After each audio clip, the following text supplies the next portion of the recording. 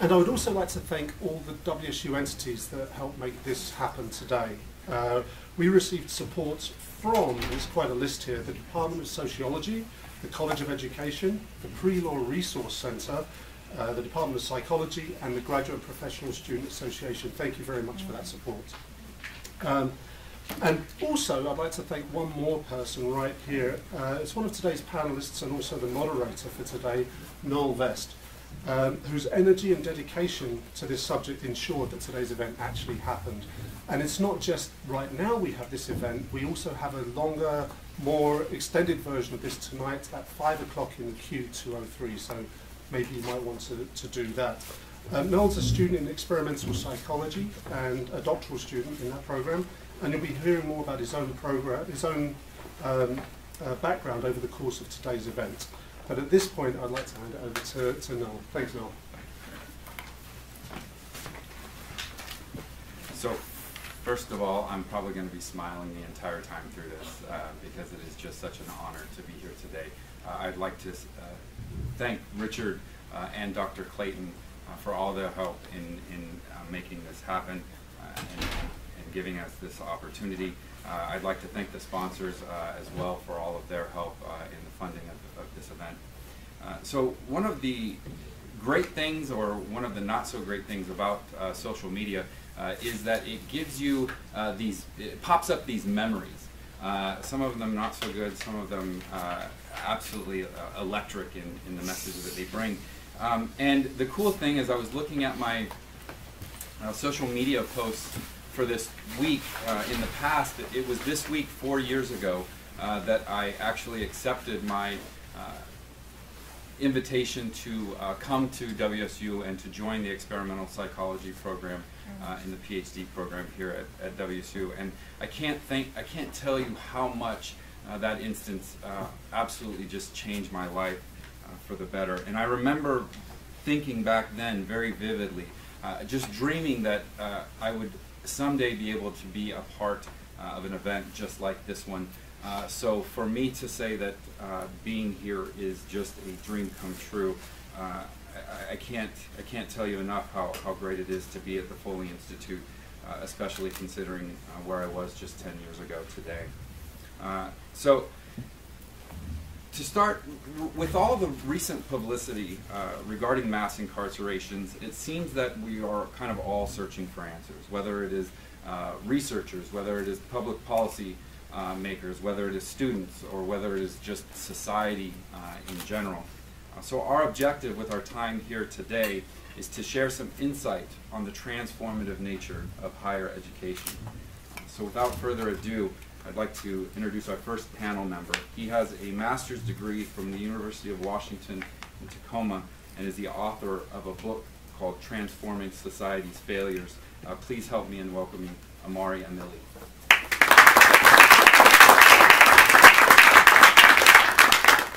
Hello everybody. So I'm really grateful to be here. I'm very happy to be at Washington State University, even though I'm a Husky. So my name is Omari Amili. I came from a real rough background. I was probably absent during my K-12 experience more days than I was present. Had a lot of gaps in my education, no positive role models, and a real rough upbringing. I had to fend for myself, starting like elementary school, 4th or 5th grade. And when you're doing that, you know, school's not really the focus. So I was always getting kicked out of class, always getting suspended, skipping class, way back in elementary school. Continued through middle school, I ultimately became a dropout. And once I dropped out, I started getting engaged in more and more felonious criminal activity. I got involved in a bank fraud scheme that landed me in prison on 30 felony convictions. Those convictions ran from like theft, forgery, identity theft, and it was all from one case, my first time ever in jail. And I considered it a major blessing that I received a drug offender sentence and alternative and only served 20 months. So when I got out, I decided, look, I'm not going back to that negative lifestyle.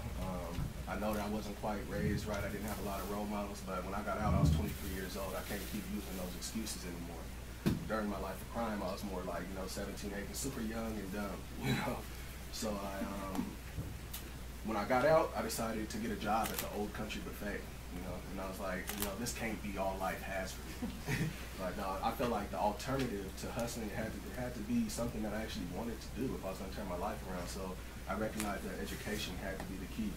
So I had a GED at the time, and I enrolled at a school called Pierce College and got my associate's degree before transferring to UW Tacoma, where I got my bachelor's and my master's, and now I'm here today on this panel with these wonderful people. Thank you, Omari, and I will also point out that Omari was just recognized last night as a distinguished alumni at Pierce Community College as well. A huge, huge accomplishment, and it just brings a huge smile to my face to see that happen. So congratulations on that, Omari. So our second panel member has his PhD from DePaul University and is the director of the Post-Prison Education Research Lab at University of Washington in Tacoma. Please help me in welcoming Dr. Christopher Beasley.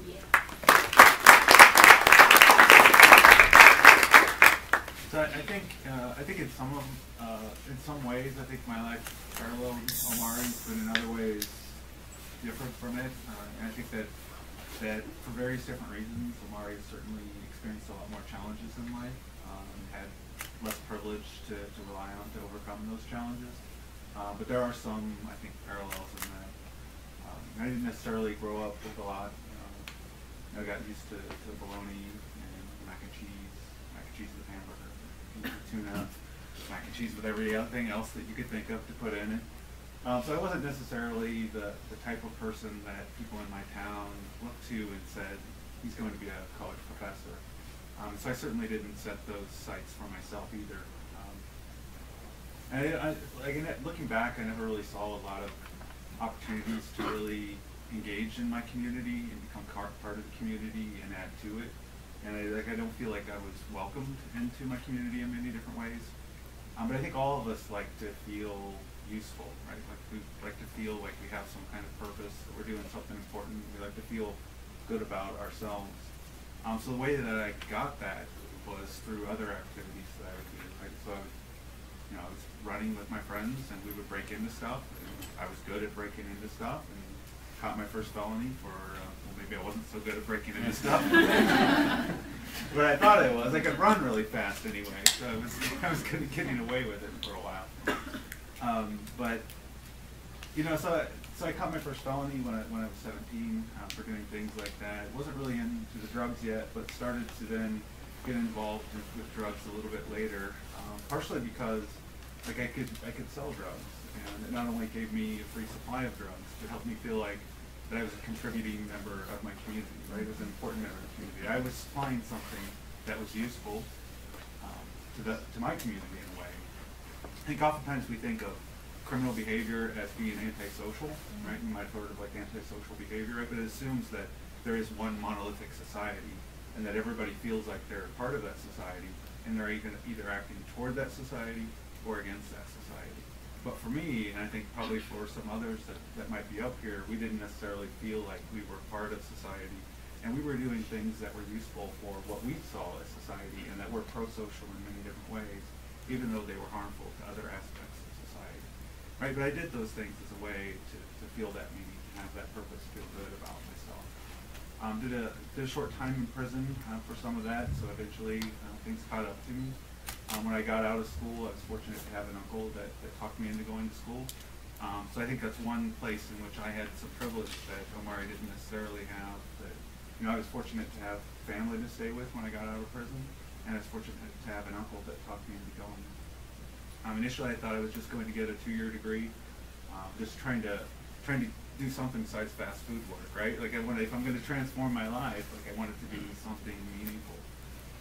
But I got that 2-year degree, and I was fortunate to have a TRIO program on campus that took us to a university, and then I started to finally picture myself being in this foreign land of a university, right? Like, you haven't been there before, it's like this whole other place. But just like traveling internationally, once you go there, it's no longer so foreign to you, And so I started to then picture myself being on a university campus, and then I did good at that, and I had a 4-year degree program. Heck, if I can do this, I can get a master's degree. And it was toward the end of that bachelor's really where a professor asked me, well, what are you doing for graduate school?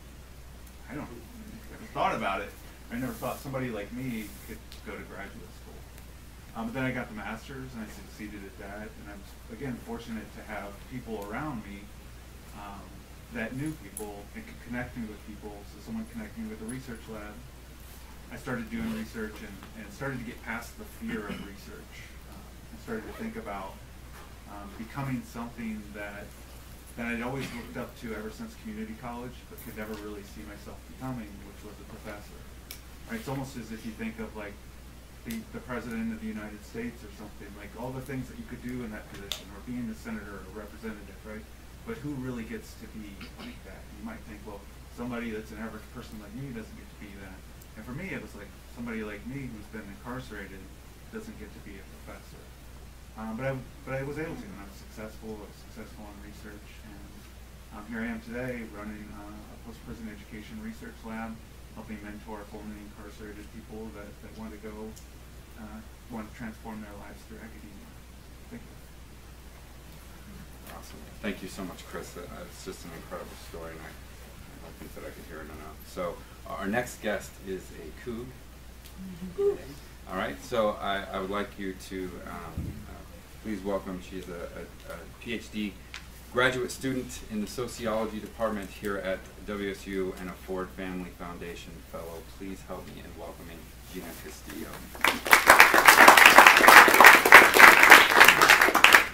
Thank you. So first I just want to thank you, Richard, and I also would like to thank all the departments that made this possible, especially my own sociology department, because that means that they have a vote of confidence, at least in what we're doing. So I am really grateful and honored to be here with these truly amazing panelists. You know, I was looking at the Foley Institute website, and what Foley had talked about was this, that he wanted this center really to lead to leaders and citizens that lead with honor and wisdom and heart, and to have the best opportunity for an open and just society. And I feel like that's what education has given me, is this chance to really turn the complaints that I have about my life into commitments, into committed action. And so in 2010, I was released from my last stint of incarceration. But I grew up in Barrio Logan in South San Diego, and I was born to a family that had no education, and my uncle was in prison for 25 years for trafficking heroin, and I was expected to go into the family business, and I was trained as a child in the ways and means of criminal behavior, and it was something that didn't resonate with who I was as a person, but it was something that I had only seen. I had only seen people be successful, jails, institutions, and death, right? So I spent a lot of my youth incarcerated for protective factors. I know to call them that now. So running away and trying to fight people who might have tried to hurt me. And you know, I had a life of wreckage, really. And in 2010, like I said, I got out of my last stint of incarceration. I was homeless. I had outgrown my street clothes, so I had paper pants and a sweatshirt, and I had an 8th grade education, and I had no idea where my 2-year-old twins were. I would find out later that they had been sent to a person who had abused me in Mexico. But that was really what I had, and I was just out there on the street trying not to get loaded and to make it, and all I knew was that somebody had come into the institution and had spread a message of hope.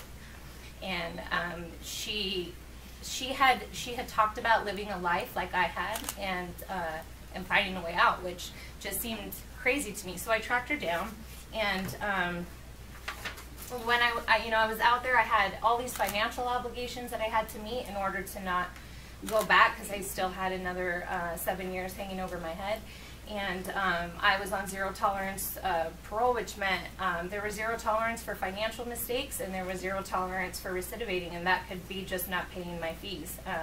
And I was having a really difficult time finding a job. And the research does bear out that most incarcerated individuals have a difficult time getting a job within the first year. And I have privileges. You know, I have very light skin. I can read well, and I always could, and those were two things that I had going for me, but it wasn't really helping me to get a job. I was very rough around the edges back then, and I also had, my crimes were arson, burglary, and assault, so I looked really bad on paper, And what it didn't say was that I was beaten and locked inside of a trailer and kicked out the window and stepped outside and let it burn, and that I was protecting myself against my abuser. There was really no opportunity to tell that to a hiring manager. So my mentor had suggested that I try out education. She said it might be possible that I was smart and that education could help with the PTSD and the inability to get a living wage job. And so I did, and I went and I applied to get into community college, and I found out, I guess, that I had passed. I didn't remember all the drugs that messed with my head. So I had taken a high school equivalency exam when I was in foster care at some point when I was 14 and a half, and I had passed it, so I was able to get financial aid, and I took it seriously. I felt like people were giving me a shot at a new way of life, and so that's what I did, and I 4.0'd out of there, and I had really great mentors at Chemeketa Community College who said, you know, maybe you should apply for some fellowships and get a 4-year degree. So I wound up at a private liberal arts college, Linfield College in McMinnville, and I had wonderful mentors there too. And so now I live this life, right, where it's the aftermath of being caught up in the gaze of the state, and this label of felon, and the ways in which disenfranchisement is very real and works to keep people cycling through the system. But education gave me a path out of the jails, institutions, and death, so that I could give back to my people, you know, and I do that today. It gets me emotional, but I get to do that today through research and looking at the resiliency factors that people like us have, and how we, you know, we're able to navigate these spaces where that were never intended for us, and how to navigate a life after incarceration. So thanks.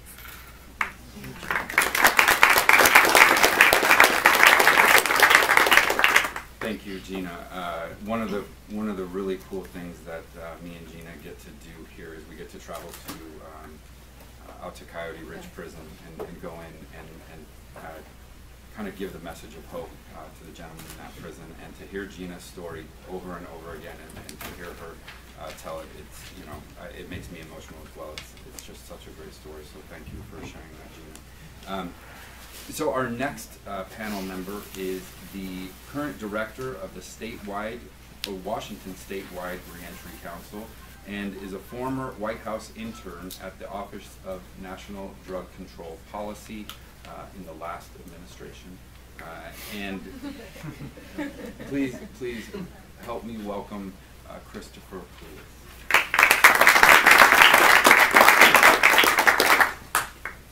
Thank you, Noel, for welcoming us and everyone from the Foley Institute for helping set this up and for having this space and this discussion. I am really incredibly honored to be here. In addition to my current role as Executive Director of the Washington Statewide Reentry Council, which is a mouthful sometimes.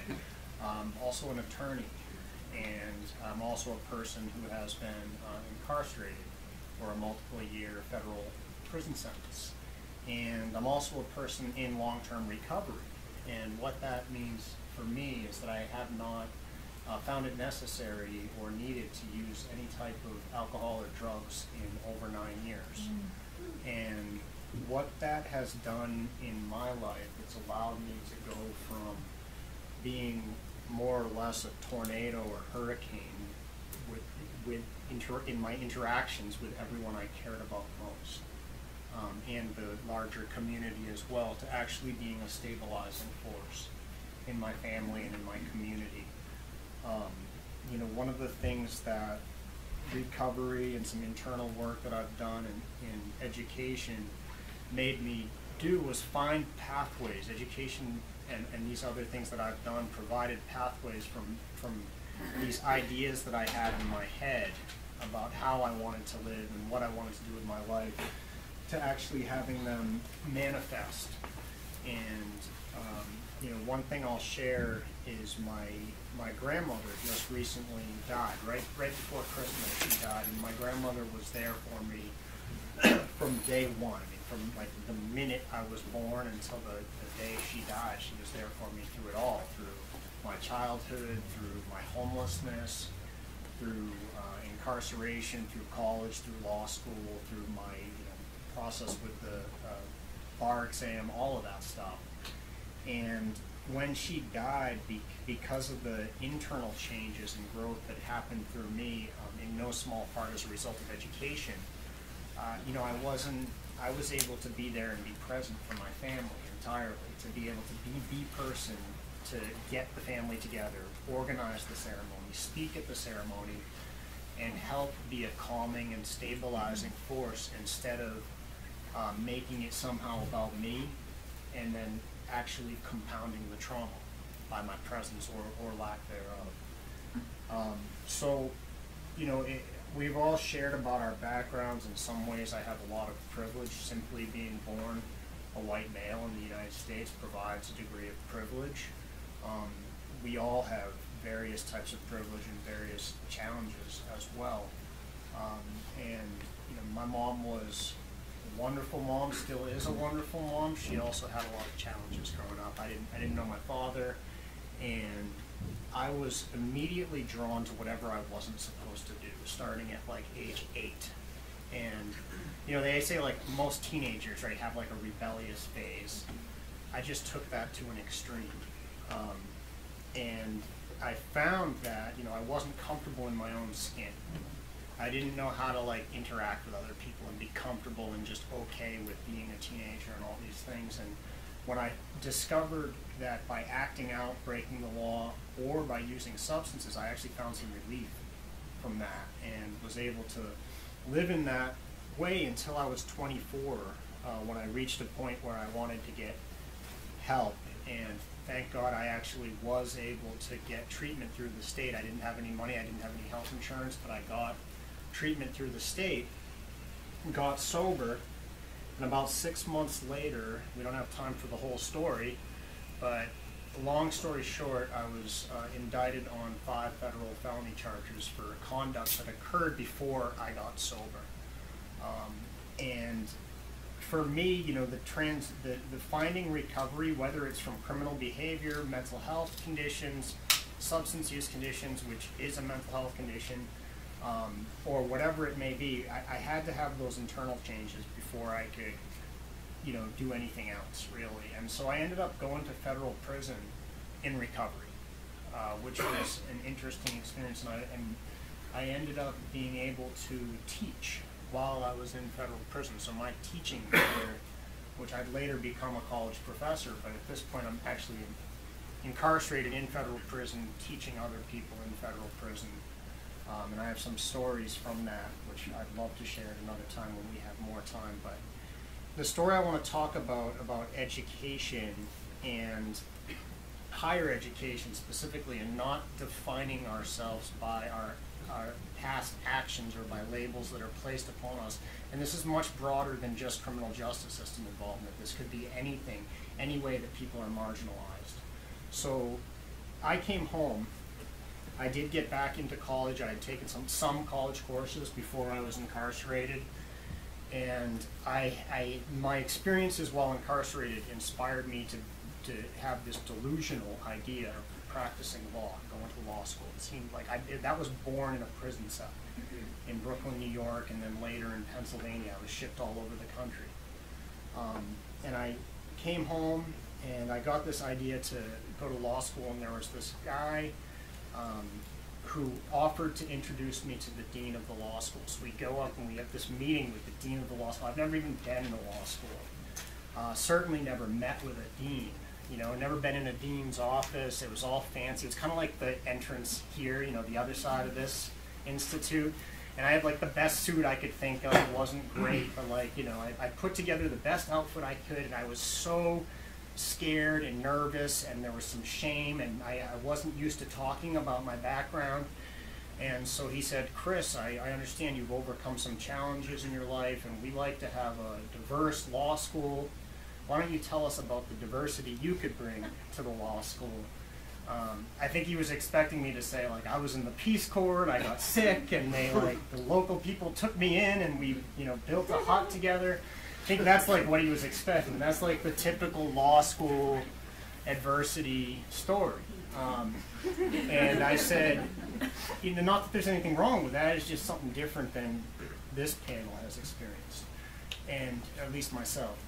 And so I started to tell him, I said, my mom was a single mom. He's like nodding, saying, yeah, okay. I said I was homeless for a while. He's like, okay, you can work with this. It's how I felt, at least. And then I said I suffered from addiction, and I'm in recovery, but I did have a long period of addiction in my life. And he's like still nodding, but a little bit less enthusiastic at this point. And then I had to tell him, right, because this was going to be on my application anyway. I said I was incarcerated for a number of years for decisions that I made during an untreated substance use disorder. And as soon as I said that, it was like a wall came up between us. And he immediately started suggesting other career paths. He went right to, have you considered being a drug counselor? Maybe that would be more suitable for someone like you. Because I don't think the law is going to receive someone like you very well. And I'm abbreviating the story, but what happened was, for the first time in my life, I paused, actually, and I chose my words very carefully, and I said, Dean, why didn't the judge give me a life sentence? And he was surprised by my question. He said he wasn't sure. And so I looked at him right in the eye, and I said, then Dean, why are you giving me a life sentence here today? And when I said that, the wall between us didn't come crumbling down, but a couple of the bricks fell off the top. You know what I mean? He softened a little, and he reflected. I could see it right then. And after that, I left the law school. I had never gotten an A before, and I don't say this to brag. I say this because it's just part of my path and it allowed this to be possible. I got my first A. I'd never thrived in my life, right? I've only gotten by, if that. And after I got the first A, I got a 4.0 every single semester after that, back to back to back to back to back. And I went back to the same dean with my, transcript and everything. And ultimately, the admissions committee voted unanimously in my favor. And the dean, that very dean who told me to think of another career, chaired the committee. So that's my story of what we can do by willing to put ourselves out there as people who have been incarcerated and willing to try to shift the conversation on this stuff. We can actually create not just change in our own lives, but we can actually shift the system, which is what all of us, I think I can say, are working on at this table. And there was a lot of different things that came from that, being able to go to law school. But again, it was it really is opportunity and hope provides an alternative to incarceration, an antidote to incarceration. And I could talk all day. I'm really tired. I'm really sick. But what I do now is, unless I absolutely cannot, I show up for the things that I commit to. You know what I mean? Like, I should be in bed. But this is a big thing that Noel and others worked on for months, so I decided to come anyway and maybe rest tonight or something. So anyway, I'm happy to be here. Thank you.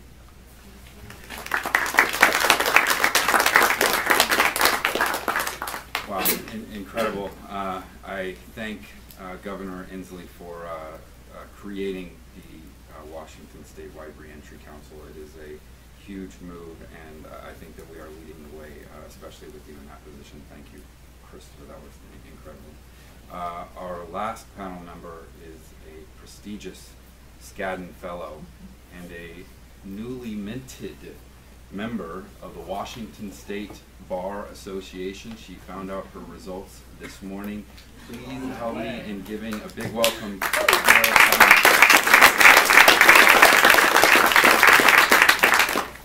Thank you, Noel, so much for your hard work in organizing this panel, and I'm just really grateful to be here. And it's hard to follow my amazing colleagues here. I'm so grateful. They are actually all friends, and we do a lot of work together around changing the narrative about who we are as people who've been incarcerated. And a lot similar to Gina, my story started with family who had seasoned me from very early on into criminal behavior. Every single person in my family has suffered with substance use disorder, and every single person in my family has been incarcerated. that includes cousins, aunts, uncles, sisters, brothers, everybody. And so I really felt like I was born into this pattern of what was expected of me was to become incarcerated too. Nobody in my family had ever graduated high school, so I was the first person to even graduate high school. However, to get there, I did suffer a lot of trauma in my early childhood. At 13 years old, I left home permanently, never went back.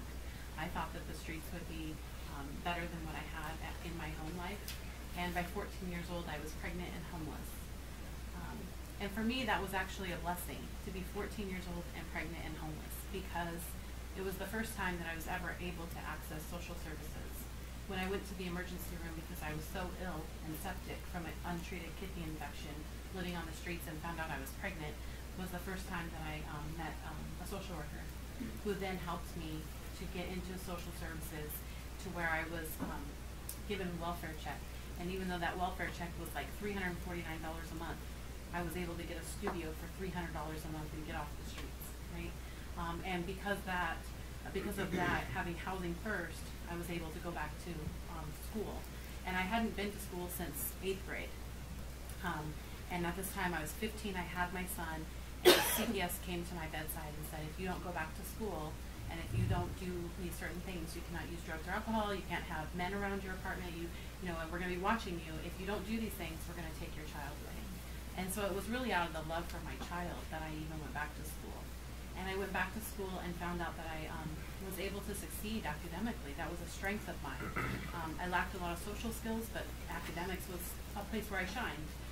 And so I completed all 4 years of high school in 1 year. And I went to the regular high school during the day, and I went to alternative school at night and caught up all the credits, and I graduated at 16. And then it was just by randomness that I was around my apartment one day, and the neighbor told me about financial aid and Pell Grants. And they said, you know, if you go to college, I didn't know what I was going to do when I graduated high school. I was 16, I got a diploma, I was happy, I was the first person in my family. I had no plan. You know, I thought maybe I'd get a part-time like fast food job. But somebody told me about Pell Grants. And they said, you know, if you go to college, community college, you'll get Pell Grants, and this will supplement your welfare check. And that was really the thing that motivated me at the time, because I thought, wow, well then I could be able to buy my son some shoes, you know. And so I took it and ran with it, and I went to Olympic College over in Bremerton, Washington, where I live, and I graduated my associate's degree. And then someone told me about you know, a bachelor's degree in nursing, and so I went to Pacific Lutheran University and got my bachelor's degree in nursing. And by the time I was 21, I owned my own home, and I was a registered nurse in the emergency room, and I thought that I had arrived and that I was never going to be like my family. I thought I had essentially escaped what was the cards that, you know, were dealt to me. However, I never dealt with the underlying childhood trauma. And so as stress came, the perfect storm occurred, and a doctor had prescribed me some narcotics, and I ended up getting addicted to those, and my addiction took root, and I ended up moving over to illegal drugs. And within 10 months of first using illegal drugs, I found myself in prison for selling my prescribed drugs to get the illegal drugs. And that was in 2011. And everything that I had worked for my whole life, I lost. I was married at the time. My husband filed for divorce. I had 2 children. My house, I wasn't able to pay my mortgage while I was in prison, so my house went into foreclosure. Everything I had acquired, you know, my cars, my credit cards, everything went into collections because I was unable to pay it, so my credit was ruined. The state took action against my nursing license because of my addiction and criminal history. So I was facing the loss of my nursing license. And I had so many different issues that arose out of that criminal conviction that I didn't necessarily know at the time were legal issues. However, I was really grateful during my time in prison. First and foremost, it was the first time that I really got to take a look at my childhood trauma and what led to the events and led to my addiction and led to the other dysfunction I had in my life with relationships and with my parenting and all kinds of things, you know. So I finally got the help I needed. And in addition, a lawyer had come to the women's prison in Belfair, Washington, and started to help me identify some of these legal issues I had. And she became a friend and a mentor to me. And so when I left prison, I couldn't find a job because of my criminal record. You know, I actually literally was working at Burger King with a bachelor's degree in nursing. Even though I was able to keep my RN license, nobody would give me a job. And I had all these, you know, I did successfully get custody of my kids, got alimony out of my divorce, you know, kept my nursing license, escaped homelessness, was able to negotiate with the mortgage company around my foreclosure, all these legal issues I was being able to take care of, and piecing my life back together. But here I was working at Burger King, and someone had mentioned, you know, why don't you go to law school? We think you would be a good lawyer. And I thought, there's no way. You know, and I always thought lawyers were like these elite beings that, you know, I had nothing in common with, and that, you know, I really didn't even know what they did. But anyway, it was really through a lot of help. I had, you know, an incredible amount of support, mentors, and I got access to a post-prison education program that paid for me to go and get prepared to take the law school admission test. I took that, and I was very fortunate that Seattle University is proud of their social justice mission and their willingness to give second chances to people. I had to face some of the same barriers that Chris did. I had to obviously disclose my criminal history on my application, and they said, we don't care, and they took me in and they supported me the entire time. So much that, you know, I did extremely well in law school. I graduated in the top of my class. I got the very first Skadden Fellowship in our state, which is a huge accomplishment because usually it goes to students from Harvard or Yale. I was the first person from our state to get it, and I you know, did really well. I interned at 5 different public interest organizations, and then I went to take the bar exam. And before you can take the bar exam in Washington State, in every state, you have to go through a character and fitness hearing, and they have to look at you and determine whether or not you have the character and fitness to become a lawyer. And I went through that exam, hearing the second Friday in April last year. So April 14th last year, and they denied me, and they said because of my past, I couldn't become a lawyer and I couldn't sit for the bar exam. And I was absolutely crushed. Because I thought I had done everything I was supposed to do to prove that I was rehabilitated, that I had overcome the past, that I had gotten the help I needed, I was no longer a risk. I mean, the governor has appointed me to be the co-chair of the Statewide Reentry Council, and has appointed me to the Public Defense Advisory Board. And I had done so much. I had over 100 letters of support from prosecutors, legislators, attorneys, community members, people I've helped in recovery, and they still said no, it wasn't enough. And like I mentioned, I was really crushed, and I was grateful that the legal community came around me, and we said, we're gonna throw this Hail Mary. It hasn't happened for 35 years, but we're gonna appeal to the state Supreme Court. And it was very, very, I can't even explain how it felt to know that the state Supreme Court took my case on appeal because they hadn't taken one on 35 years. But what was even better was the day of my hearing, and the court never, ever does this. They entered a same-day unanimous ruling in my favor and gave me permission to take the bar exam.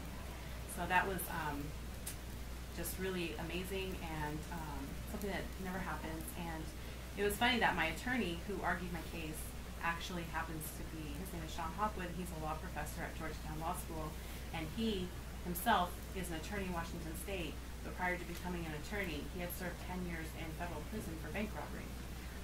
And so it's interesting, my opinion just came out on Thursday, so they issued the same-day order in November, on November 16th, and just this last Thursday, 8 days ago, they issued the written opinion of why they allowed me to take the bar exam and their reasoning, and it was unanimous.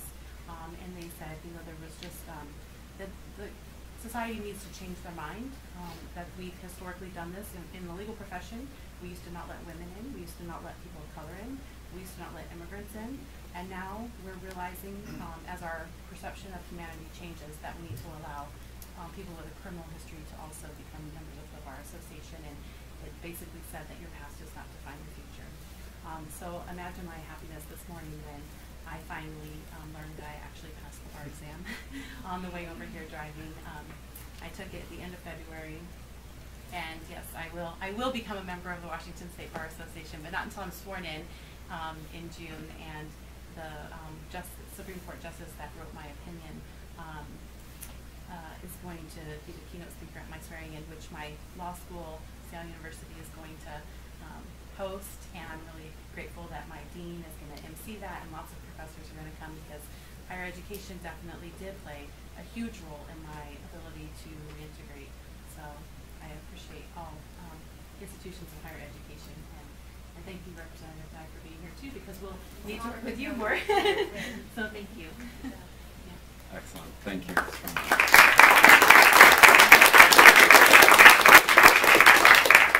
So it looks like we have about 15 minutes left for questions. I am going to start off with the first question, and if one of you or all of you want to comment on this or talk about it. Chris already talked about it a little bit, but we have many professors in the room, we have many educators in this room. So I'm curious, do you have a story, or do you have something that you could tell us about an educator in your life along the way that really inspired you in some way? And you could you just talk about that a little bit, and then we'll open it up to other questions. And that's for anyone to answer.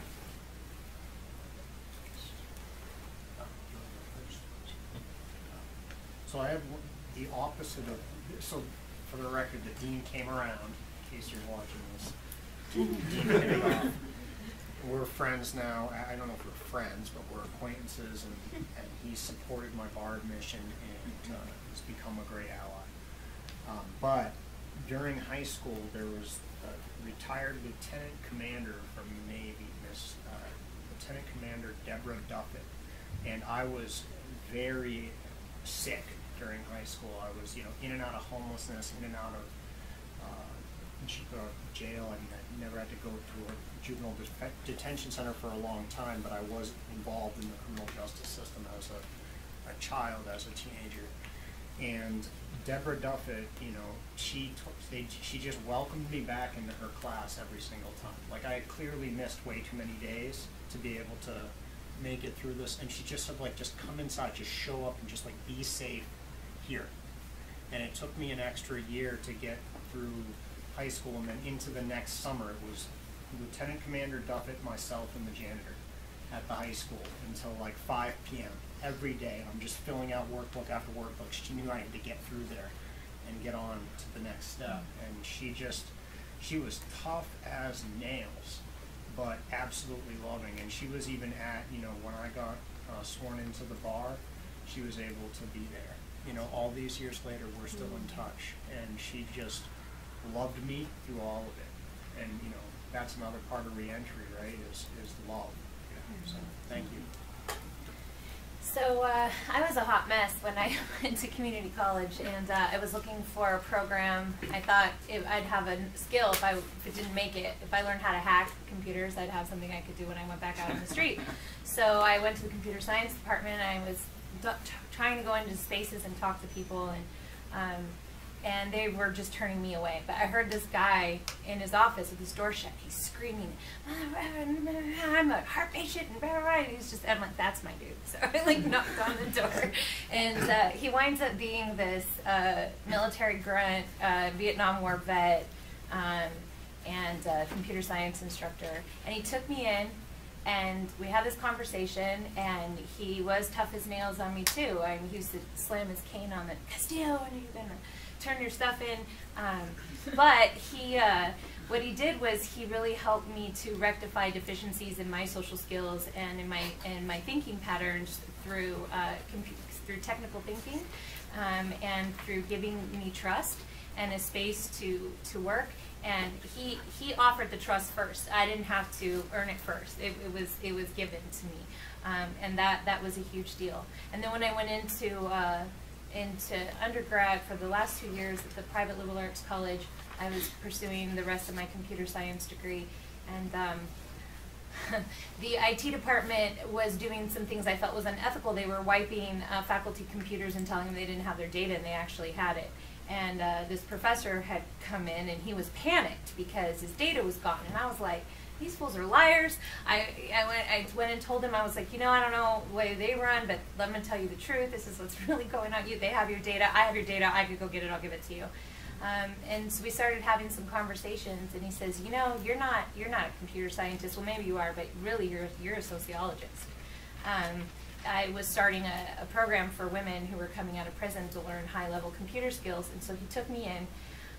And what happened at that point was education wound up having a deeper healing effect, because he helped me to see myself within the larger social forces at play, and to give words and terms to the things that were happening to me and my people. And it helped me to not only forgive myself, but to forgive others, and to see more of the reality of what we deal with in society. And so those two mentors really helped push me and to find myself, and they didn't make me check a box and prove myself first. They kind of understood where I was coming from and gave me a chance. All right. I definitely want to get to at least a few questions from the audience today, so let's go ahead and if anyone would just like to raise their hand if they have a question. Go ahead. So you have a felony. We all have felonies. We all have felonies. Every single one of us are formerly incarcerated. The entire panel is formerly incarcerated, and have all been to prison. Yeah, that's so exciting. A couple of you guys mentioned that you had access to Pell Grants.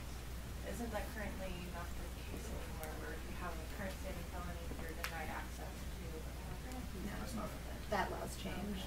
When did that change? I think it's only if you were actually convicted of a drug offense while you were receiving. And even that you can overcome. And then it's so if you receive a felony and then when you're out, you are still eligible to receive a Pell Grant. Yes. So the law used to be that if you received a drug charge at all, you were restricted from a felony, unless you had done a treatment program, which was the law when I started going to college. But then that law has since changed, and it now restricts Pell Grants or federal financial aid if you have received a drug conviction while you're receiving financial aid. And then still you can do a treatment program and reinstate your financial aid. How many more opportunities would there have been for you guys without the Pell Grant? So I paid my way through community college by working and through the Pell Grant, and I wouldn't have gotten that entry if I hadn't had it. So would you have been willing to take on like a huge amount of loans? Was that even possible? Did take on a huge Oh, I've amount. taken on. I mean, we face the same. Like at the beginning, like stages, like when you were first getting your first. Yes. I mean, I can definitely say that, you know, for myself, it was a huge. When I learned of financial aid, and I think that all of us on this panel, when I learned about financial aid and that was even possible, it was like a huge weight being lifted off my shoulder as far as just, hey, there's this opportunity, and if I can take it and get 4.0s or continue to get good grades, I'll be able to hopefully finish this thing up. And I think that goes for everyone as well. And I think the challenge with the loans piece and reliance on loans is that you're often asking people that are in a very vulnerable part of their lives right now, like if they're reentering from prison, to take on additional risk. It's additional risk that may or may not pay off. And if it doesn't pay off, then they end up in a worse position than they were when they started, right? Worse position than when they first left prison. Now they have a felony and they have debt, and they're trying to navigate life with both. We had a question right here. Well, firstly, guys, wow, thank you so much. I think really brave to get up here and do all that. Gina and I grew up in Escondido. What? Yeah, and I had some problems. I had some serious freaking problems, and ended up actually shooting myself. That's why I got the speech impediment, you know, but I stuck with it. I'm about to graduate. I think I might double major. Didn't get a 4.0, 3.5. Tarra, wow. I looked at a law school application and thought, no way. Never gonna happen. And I've never even been convicted of a felony. But they're like, hey, you ever been under investigation? I'm like, well, first we don't knock on the door and tell you, but it's like, yeah, probably. You know, and it just looked so impossible. So to see you guys up here having gone through the gauntlet of all of that is really impressive, and thank you very much. Absolutely, thank you. There's a question back there. Go ahead. Yes, I have a question. What I have to ask is, how does the prison system help you into the transformation? Like you said, comparing the criminal behavior to thinking about a new life altogether. Does the prison system help you through that transformation? So just in case the microphone didn't pick that up, he asked whether the prison system at all kind of helped you in your transformation as well. If a couple people could pick that up. I would say that in some instances where a person is very self-directed, it can give you the time and space to actually do healing work. For me, I relied heavily on volunteer programs to do like step work through 12-step recovery programs. I do have a higher power I believe in, so that was time for me to get close to my higher power, those types of things. But I would say that the conditions of the prison system generally lead to a very traumatic experience. For most of the time, for women especially, like women, over 96% of women in prison have been sexually abused in their life. And we are constantly strip searched. We are constantly dehumanized. We are called offender number, blah, blah, blah. We are not a mother, a person. We are not human. Most of the time, that's how we experience our treatment while we're in prison. The food is definitely, not nourishing. You're not nourished, in mind, body, or spirit. Generally, while you're there, you have to really look for it. So somebody who is highly motivated can take it as a time of transformation. There are some education programs that I felt were helpful in helping folks like rebuild your self-worth, but it's kind of hit or miss, and I would say generally not very good. I definitely want to get to Dr. Parks over here. Dr. Parks had a question. Okay, thanks. So somebody mentioned the TRIO program, and great program, very, very important program. We have an outstanding one here. What other kinds of university central level supports would have been beneficial to you, especially when you were pursuing your undergraduate degree? So what can the university do to help out students coming from situations like yours? Excellent question. There are a couple of models down in California that are excellent models. There's Project Rebound and Underground Scholars. So those are based on a philosophy that it's really the state's responsibility to help repair some of the harms of mass incarceration that have occurred largely because of state policies. So that's primarily based within the state system in California, and there are student groups, all formerly incarcerated students, to provide peer support. So I think that's really important, is to have that peer support around you, and also be able to have models that you can look to and say, like, somebody like me can become something like that, right? So having that network both on campus and off campus, I think is really critical. And also just reaching out and pulling people into the campus and letting them know that they're welcome on campus, because that's a big thing that often serves as a barrier to people who might be considering a university. That maybe they don't want a formerly incarcerated person, or that stigma may affect my experience there. So just letting people know that it's a welcome space in various different ways, and providing that peer support can be really helpful. Yeah, and I'd like to add, not just taking people in as far as a diversity issue, or even recognizing that perhaps asking on the application about being formally incarcerated, if they don't have the right board set in place to process that information, if they do ask. So now Washington State, Noel and I led on banning the box in public universities, but it's still applicable in private universities. People can still ask, and they can still ask after the admission. And so really putting into place a board that would process that information properly, to look at the factors that really do speak to recidivism and to recovery. And then the other piece is, if you do let someone into your department as a graduate student, so maybe on that level, I was very honest in my statement about who I was and what I was, and I got let in, but then it was like nobody acted like they knew. And even though I still struggle with some of those social cues and some of those things, and I still kind of felt like I was, with a magnifying glass, like, wow, what's wrong with her type of thing. And it would have been really cool if at least I knew who had read my application, what they thought about my history, instead of it just kind of sitting there under the surface. And so being transparent about the issue too can be really helpful towards someone's success. Yeah, excellent. I know we're short on time, but I just want to mention that we're also working through this issue at UW-T and thinking about how we create a prison to UW-T pipeline. So if you want to have some follow-up conversations, we'd be happy to do that would be great. Thank you. And I would just say that for everyone here, we're going to definitely hang around here for a little while afterwards. So if you guys have any questions that you want to come up and ask us, feel free. I'd like to remind everyone, I know that Richard did, but there's going to be another event. We're going to all be speaking. It's going to be a 2-hour event, so we'll be able to answer a lot more questions at the 5 p.m. event over in Q203. It's a little bit bigger classroom that we'll have over there, and be able to get to everyone's questions for sure. But like I say, we'll definitely be hanging around here for a little while. I also want to just wrap up and really thank all of the sponsors, the Department of Psychology, the Department of Sociology, Department of Education, the Pre-Law Resource Center, and Michael, and GPSA. Without their help, we would not be here today. And just again, it's just incredible to be here in the Foley Institute, and being able to do this panel has just been, it's been a dream of mine for a long time. So I appreciate everyone showing up, and please come to the event tonight at 5 o'clock as well. Thank you.